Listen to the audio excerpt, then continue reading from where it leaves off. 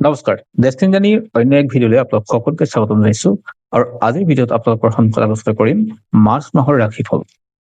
2024 বৰ্ষৰ মাৰ্চ মাহ আৰু এই মাৰ্চ মাহটো কেনে যাব, অৰ্থাৎ 12 ৰাশিৰ ওপৰত ইয়াৰ প্ৰভাৱ কেনে পৰিব। আপোনাৰ যদি ৰাশি মেঘ ৰাশি হয়, আপোনাৰনো মাহটো কেনে যাব তাকে জনাম। গতিকে আপুনি ভিডিঅ'টো শেষলৈকে চাব। আৰু আপোনালোকে যদি আমাৰ এই ভিডিঅ' ফেচবুকত চাই আছে, পেজটো ফ'ল' কৰি ৰাখিব আৰু ইউটিউবত যদি চাইছে তেনেহ'লে চেনেলটো ছাবস্ক্ৰাইব কৰি কাষত থকা বেল আইকনটো প্ৰেছ কৰিব, যাতে অনাগত দিনত আমাৰ এষ্ট্ৰলজি ভিডিঅ'সমূহ আপুনি সহজে পাই থাকে। বন্ধুসকল, 12 ৰাশিৰ প্ৰথম ৰাশিটো হ'ল মেঘ ৰাশি।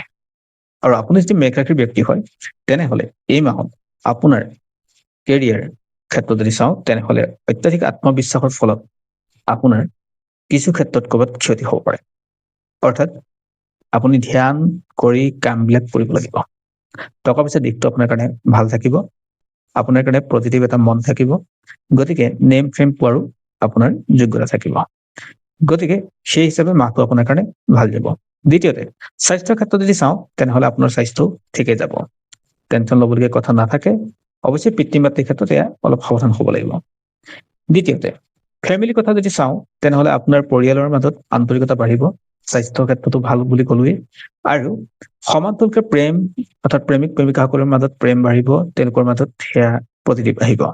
আৰু শিক্ষাৰ ক্ষেত্ৰত ছাত্ৰ ছাত্ৰীসকলৰ কাৰণে যথেষ্ট পজিটিভ আৰু ইতিবাচক বাৰ্তা থাকিব এই মাহটোত।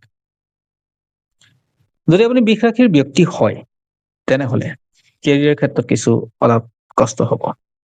আপোনাৰ দায়িত্ব বাঢ়িব, কষ্ট বাঢ়িব, যাৰ ফলত কেৰিয়াৰত স্মুথলি চলিবলৈ আপোনাৰ ক'ৰবাত নহয় ক'ৰবাত সমস্যা আহিব। দ্বিতীয়তে, টকা পইচাৰ ক্ষেত্ৰতো ঠিক একেই হ'ব।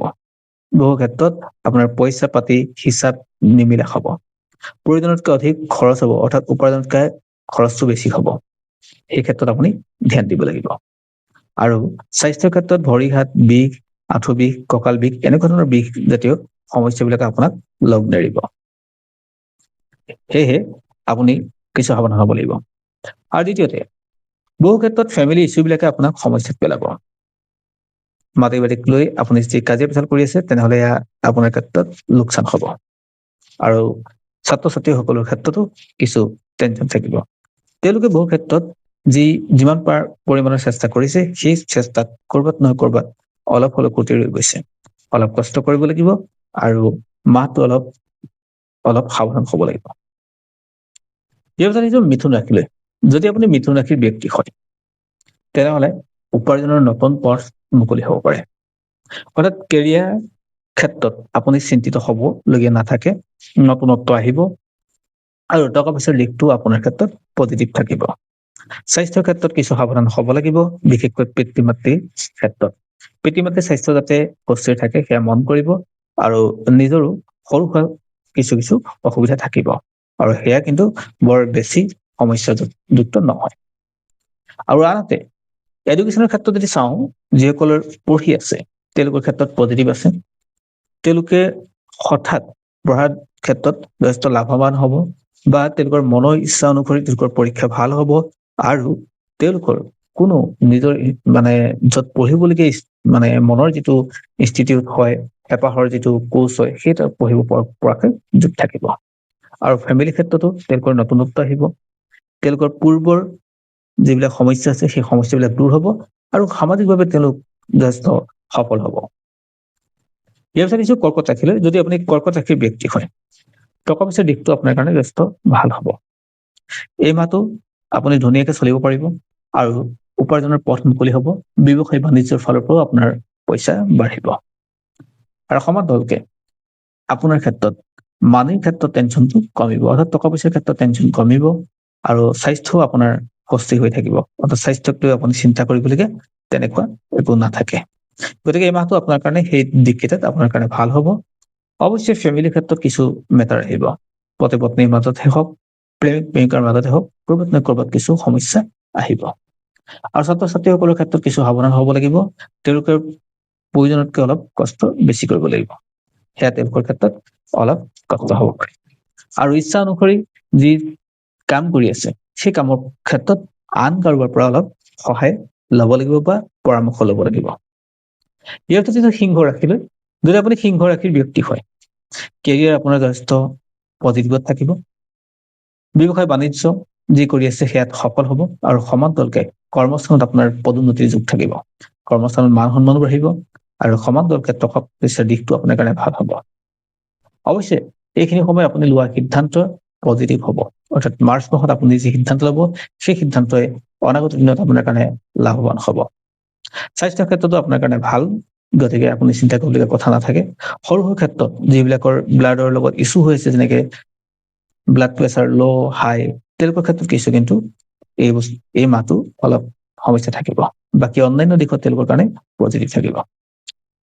ইয়াৰ পিছত যদি চাওঁ, তেনেহ'লে যিসকলে পঢ়ি আছে তেওঁলোকৰ ক্ষেত্ৰত কিছু দায়িত্ব বাঢ়িব, কষ্ট বাঢ়িব, ভবা মতে তেওঁলোকৰ ৰিজাল্ট নহ'ব পাৰে। আৰু ফেমিলিৰ ক্ষেত্ৰতো তেওঁলোকে কিছু সাৱধান হ'ব লাগিব। বহু ক্ষেত্ৰত তেওঁলোকে এটা কথা মন কৰিব যে ককাই ভাইৰ মাজত বা মাটি বাৰীক লৈ যি সমস্যা হৈ আছে, টকা পইচাক লৈ সেই সমস্যাবিলাক অলপ বাঢ়িব, অৰ্থাৎ ফেমিলি ইছ্যু কিছু বাঢ়িব পাৰে। ইয়াৰ পিছত আহিছো কন্যা ৰাশিলৈ। যদি আপুনি কন্যা ৰাশি হয়, কেৰিয়াৰ ক্ষেত্ৰত আপুনি আন মানুহৰ সহায় ল'ব লাগিব। বহু ক্ষেত্ৰত আপুনি লোৱা সিদ্ধান্ত এই মাহটোত আপোনাৰ কাৰণে বিফল হ'ব পাৰে, গতিকে আপুনি আন মানুহৰ পৰামৰ্শ লোৱাটো দৰকাৰী আৰু সমান্তৰালকে আপোনাৰ টকা পইচাৰ দিশটো হিচাপ কৰি অৰ্থাৎ চালি জাৰি আপুনি খৰচ কৰিব লাগিব। বহু ক্ষেত্ৰত আপুনি পইচা কাৰোবাক যদি দিয়ে, সেই পইচা ঘূৰাই পোৱাৰ সম্ভাৱনা কমিব, অৰ্থাৎ আপুনি পইচা ঘূৰাই নাপাব পাৰে। স্বাস্থ্যৰ ক্ষেত্ৰতো কিছু সাৱধান হ'ব লাগিব। মানসিক ডিষ্টাৰ্বেন্স বিলাকে আপোনাক সমস্যাত পেলাব এই মাহটোত। আৰু ছাত্ৰ ছাত্ৰীসকলৰ ক্ষেত্ৰত যথেষ্ট পজিটিভ আছে, তেওঁলোকে নতুনত্ব বিচাৰি পাব, তেওঁলোকৰ কাৰণে লাভদায়ক হ'ব, ৰিজাল্ট ভাল হ'ব আৰু পঢ়াৰ যিখিনি সমস্যা আছিলে পূৰ্বতে সেই সমস্যাখিনি দূৰ হ'ব। আৰু আনহাতে ফেমিলিৰ ক্ষেত্ৰতো পজিটিভ আহিব। ঘৰৰ জ্যেষ্ঠজনৰ কথা যদি শুনি কাম কৰে, এই মাহটো তেওঁলোকৰ কাৰণে যথেষ্ট ইতিবাচক হ'ব। অৰ্থাৎ তেওঁলোকে ফেমিলিত নতুন সদস্য যোগ হ'ব পাৰে, তেওঁলোকৰ ফেমিলিত নতুন নতুন কাম বা নতুন নতুন পজিটিভ বাৰ্তা আহি থাকিব, গতিকে এই মাহটো তেওঁলোকৰ কাৰণেও ভাল। যদি আপুনি তুলা ৰাশিৰ ব্যক্তি হয়, কেৰিয়াৰ যথেষ্ট ভাল হ'ব।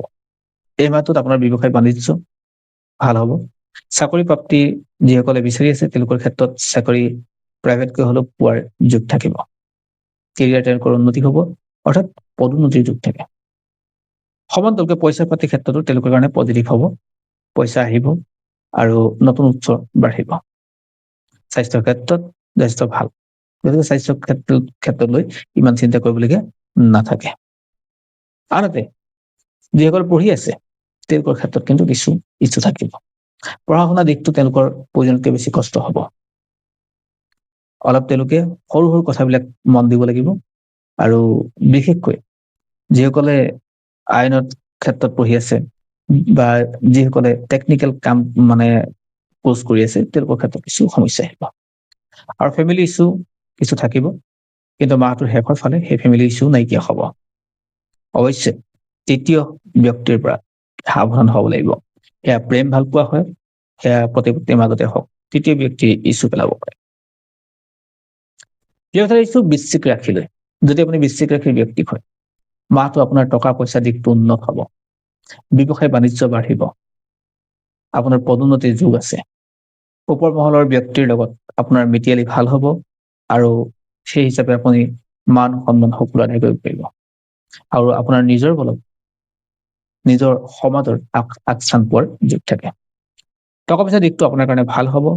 স্বাস্থ্যৰ ক্ষেত্ৰতো মাহটোৱে পজিটিভ ইতিবাচক আপোনাক ৰিজাল্ট দিব, গতিকে এইখিনি ক্ষেত্ৰত আপোনাৰ কিছু টেনচন নাই, কোনো টেনচন নাই।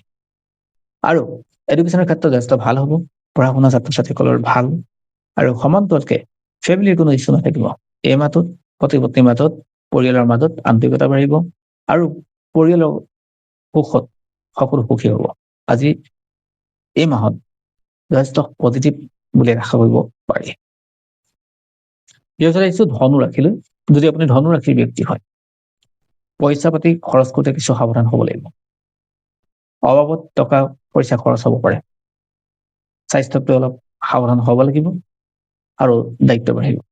ঠিক তেনেকে কেৰিয়াৰ লৈ যিসকলে এতিয়া সফল হ'ব পৰা নাই, তেওঁলোকৰ কাৰণে এই মাহটো বৰ এটা পজিটিভ নহয়। কেৰিয়াৰক লৈ বহুতৰে চিন্তা থাকিব আৰু যিসকলে ইতিমধ্যে কাম বন কৰি আছে, অৰ্থাৎ ব্যৱসায় বাণিজ্য নতুবা চাকৰি কৰি আছে, তেওঁলোকৰ ক্ষেত্ৰত কিছু নেগেটিভ আছে, অৰ্থাৎ এই মাহটো তেওঁলোকৰ কিছু ক্ষেত্ৰত কষ্ট হ'ব।